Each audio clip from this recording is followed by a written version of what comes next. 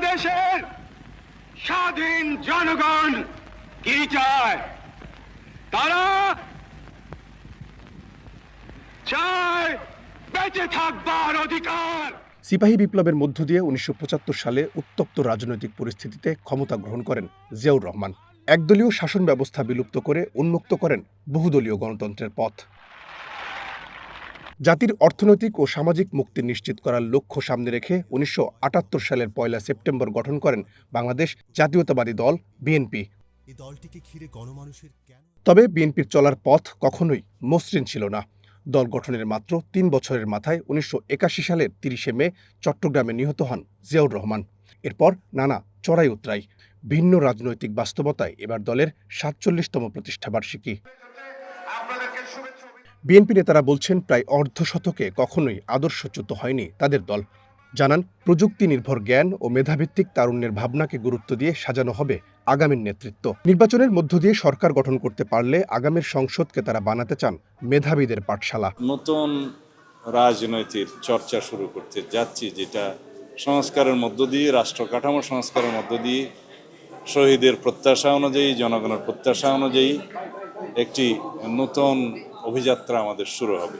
BNP মহাসচিব বলছেন, দলের আদর্শের প্রশ্নে তৃণমূল থেকে কেন্দ্রের কোথাও এতটুকু আপোস করেননি তারা, যে কারণে আওয়ামী লীগের ১৬ বছরে সবচেয়ে বেশি গুম, খুন ও নানাবিধ নির্যাতনের শিকার হতে হয়েছে তাদের দলের নেতাকর্মীদের। কতগুলো মেজর আপনার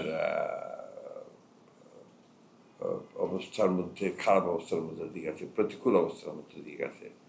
একটা হচ্ছে শহীদ প্রেসিডেন্ট জিয়া রহমানের শাহাদাত, একটা বিরাট একটা ধাক্কা বিএনপির এসছে। বিকে একদম এলিমিনেট করে দেওয়ার চেষ্টা করা, এটা গেছে। এরপরে সেই বিএনপিকে ভেঙে ফেলার চেষ্টা করা, ভেঙে ফেলে আপনার আরেকটি দল তৈরি করার চেষ্টা করা হয়েছে এবং সমৃদ্ধির চেষ্টা করা হয়েছে। কিন্তু কখনোই বিএনপিকে আপনার ধ্বংস করতে পারেনি। এটা ঠিকই আপনার এক থেকেছে বা আবার জেগে উঠেছে। এবারও ১৫ বছর আপনার এই যে ফ্যাসিস্ট নির্যাতন নিপীড়নে দেখবেন বিএনপির একজন নেতা ছাড়া দুজন নেতাকে নিতে পারে নাই, সেটা হচ্ছে শাহজাহান সাহেব।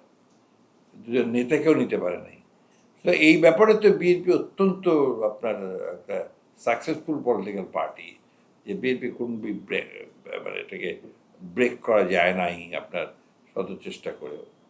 সেই ক্ষেত্রে নিঃসন্দেহে বিএনপি একটা শক্তিশালী দলে পরিণত হয়েছে এবং আদর্শ দিয়ে হয়েছে। তার আপনার যে লক্ষ্য, সেটা লক্ষ্য রেখে সামনে রেখে হয়েছে।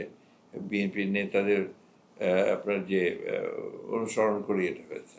মির্জা ফখরুল বলছেন, ফ্যাসিবাদী আমলের দীর্ঘ লড়াই শেষে বর্তমান অন্তর্বর্তী সরকারের আমলেও নানা ধরনের অপপ্রচারের কারণে বিএনপিকে চ্যালেঞ্জ মোকাবেলা করতে হচ্ছে। পুনর্ব্যক্ত করেন মুক্তিযুদ্ধের আকাঙ্ক্ষা বাস্তবায়নে অবিচল থাকার। বিএনপি ইজ দি পার্টি যার মাধ্যমে বাংলাদেশের সমস্ত পরিবর্তনগুলো হয়েছে অতীতে। আপনি এর বাইরে তো দেখাতে পারবেন না। আপনার যে ফান্ডামেন্টাল যে চেঞ্জেস, সব চেঞ্জগুলো এসছে কিন্তু বিএনপির মাধ্যমে। আপনার এই পলিটিক্যাল চেঞ্জেস, এক পার্টি থেকে বাকশাল থেকে বহুদলীয় গণতন্ত্র এসছে। আপনার পার্লামেন্টারি ফর্ম অফ গভর্নমেন্ট থেকে প্রেসিডেন্সিয়াল ফর্ম অফ গভর্নমেন্ট এসছে। একটা আপনার ওই যে কেয়ারটেকার গভর্নমেন্ট সিস্টেমে নিয়ে আসা হচ্ছে, বিএনপি নিয়ে এসছে। মিডিয়া ফ্রিডম, আপনার ইন্ডিপেন্ডেন্স অফ জুডিশিয়ারি, সব বিএনপি করা। অর্থনীতির ক্ষেত্রে এটা আরও ব্যাপক। এটা হচ্ছে আপনার যে আপনার একটা বদ্ধ অর্থনীতি থেকে মুক্ত বাজার অর্থনীতিতে নিয়ে আসা, একটা ভ্রান্ত সমাজতান্ত্রিক চিন্তাভাবনা থেকে নিয়ে আসা। প্রতিষ্ঠার পর গত ৪৭ বছরে এ পর্যন্ত ৪ বার সরকার গঠন করেছে বিএনপি। দলটির সিনিয়র নেতারা মনে করেন, আওয়ামী লীগ নির্বাচনী ব্যবস্থা ধ্বংস না করলে এ পর্যন্ত বিএনপির সরকার গঠনের সংখ্যা হতো অন্তত ৫ বার। প্রতিষ্ঠার পর এই ৪৭ বছরে দলের আদর্শ বাস্তবায়নের পথে বহু বাধা বিপত্তি এবং নানান রকম ষড়যন্ত্র মোকাবেলা করে বেশ প্রতাপের সাথে টিকে আছে বাংলাদেশ জাতীয়তাবাদী দল।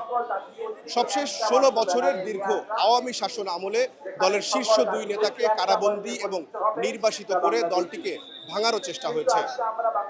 ৫ আগস্ট ছাত্র জনতার গণ অভ্যুত্থানের পর, সে আওয়ামী সরকার পতনের পর এখন বিএনপির সামনে নতুন চ্যালেঞ্জ, সামাজিক যোগাযোগ মাধ্যম সহ সকল ধরনের অপপ্রচার মোকাবেলা করে নির্বাচনে বিজয়ী হয়ে রাষ্ট্রীয় ক্ষমতায় যাওয়া।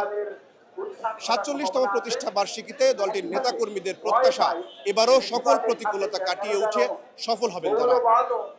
রহিম রুমন, ওয়ান নিউজ, ঢাকা।